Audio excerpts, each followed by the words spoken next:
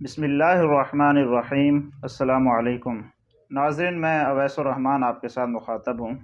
بچوں کی تربیت کے حوالے سے ہم نے ایک سیریز شروع کی تھی۔ پچھلی ویڈیو کے اندر ہم نے پیدائش سے لے کر 5 سال تک کے بچے کی کس طرح تربیت کرنی چاہیے اس موضوع پر بنائی تھی۔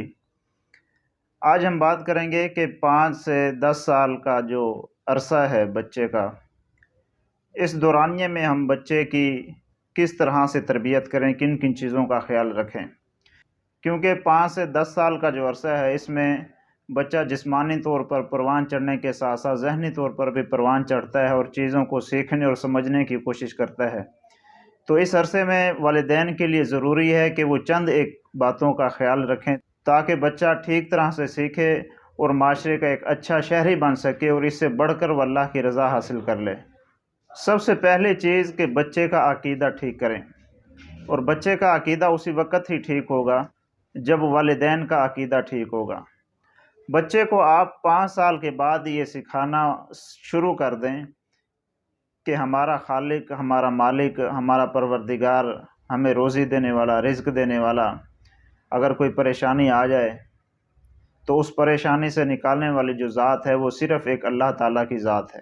پہلے دن سے ہی بچے کے ذہن میں یہ بات ڈال دیں کہ زندگی کے اندر جب بھی مشکلات آئیں، پریشانیاں آئیں، تو آپ نے مدد مانگنی ہے تو صرف ایک اللہ تعالیٰ سے مانگنی ہے۔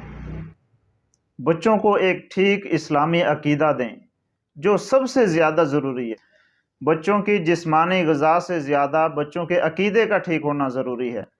ہم بچوں کی کپڑوں کے اوپر، بچوں کی پڑھائی کے اوپر، بچوں کے غذا کے اوپر، کھانے پینے کے اوپر زیادہ فوکس کرتے ہیں۔ بدقسمتی سے ہماری سوسائٹی کے اندر، ہمارے سماج کے اندر بچوں کے عقیدے کے اوپر بہت کام کیا جاتا ہے۔ دوسرے نمبر پر بچوں کو دیگر جو اسلامی تعلیمات ہیں ان سے آگاہی دیں۔ انبیاء کرام کی جو حالات زندگی ہے وہ بچوں کو سمجھائیں اور ان کو واقعات کی صورت میں سکھائیں، کیونکہ واقعات کی صورت میں اگر کسی کی حالات زندگی بیان کی جائے تو بچے بڑے غور سے اس کو سنتے ہیں۔ تو والدین کی ذمہ داری ہے کہ انبیاء کرام کی جو حالات زندگی ہے وہ بچوں کو واقعات کی صورت میں سنائیں کہ کس طرح ان کے اوپر پریشانیاں آئیں اور انہوں نے اللہ سے مدد مانگی۔ قرآن پاک کے اندر جو دعائیں ہیں وہ اکثر انبیاء کرام کی ذکر کی گئی ہیں، اور جتنی بھی دعائیں ہیں وہ ربی ربنا یہاں سے شروع ہوتی ہیں۔ یعنی انبیاء کرام کو بھی جب پریکٹیکلی لائف کے اندر پریشانیوں کا سامنا کرنا پڑا تو انہوں نے صرف اپنے رب کو پکارا، اپنے رب سے دعا کی۔ تو قرآن پاک کے اندر جو دعائیں ہیں وہ بھی بچوں کو یاد کروائیں کہ یہ دعا کس نبی کی ہے، یہ دعا اس نبی کی ہے، یہ دعا اس نبی کی ہے۔ وہ دعائیں بھی زبانی یاد کرائیں۔ صحابہ کرام کے واقعات بچوں کو سنائیں تاکہ بچے اس میں مزید انٹرسٹ لیں اور اسلامی جو شخصیات ہیں ان کی طرف زیادہ متوجہ ہوں۔ بچوں کی نماز کا خیال رکھیں۔ والد اگر مسجد کے اندر جاتا ہے تو اپنے بیٹے کو 6 یا 7 سال کا ہے تو اپنے بیٹے کو ساتھ لے کر جائے، والد کی یہ ذمہ داری ہے۔ اور حدیث کے اندر بھی آتا ہے کہ جب بیٹا 7 سال کا ہو جائے تو اس کو نماز کا حکم دو، اور اگر 10 سال تک وہ نماز نہیں پڑھتا تو اس کو نماز نہ پڑھنے پر سزا دو اور بڑی سختی سے اسے نماز پڑھواؤ، کیونکہ نماز 10 سال کے بعد انسان کے اوپر فرض ہو جاتی ہے۔ اس کی اگر ادائیگی نہ کی جائے تو اس میں بچہ بھی ذمہ دار ہوتا ہے اور اس کے پیرنٹس بھی ذمہ دار ہوتے ہیں۔ تیسرے نمبر پر بچے کو موبائل سے زیادہ کتابوں کی طرف مائل کریں۔ بچوں کو مطالعہ کرنا سکھائیں، خود ساتھ بیٹھیں، ان کو کتابیں دکھائیں۔ اگرچہ جو 5 سے 10 سال کا جو دورانیہ ہوتا ہے یہ چھوٹی عمر کا ہوتا ہے، اس میں بچے خود کتاب اٹھا کر صحیح طریقے سے نہیں پڑھ سکتے، تو پیرنٹس کی ذمہ داری ہے کہ وہ بچوں کو ساتھ بٹھا کر ان کو پڑھنا لکھنا سکھائیں۔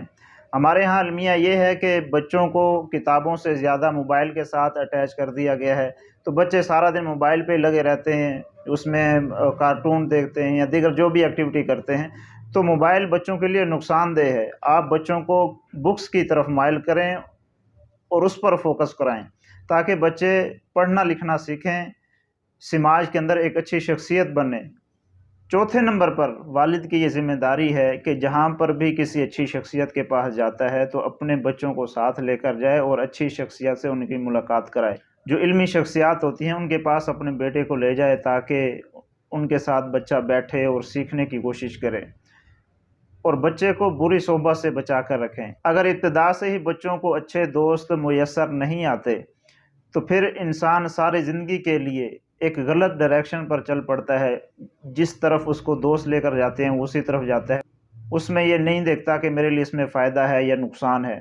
تو دنیا کے اندر بھی پھر اگر غلط صحبت مل جائے تو اس کا بہت بڑا خمیازہ انسان اٹھاتا ہے، اور کل قیامت والے دن بھی انسان کو بڑی شرمندگی کا سامنا ہوگا کہ کاش میں فلاں کو دوست نہ بناتا، فلاں کو دوست نہ بناتا۔ تو بچوں کو بری صحبت سے بچا کر رکھیں، زیادہ تر وقت ان کو اپنا دیں، گھر کے اندر ان کو رکھیں، اور والدین خود ہی ان کی تربیت کریں۔ والسلام۔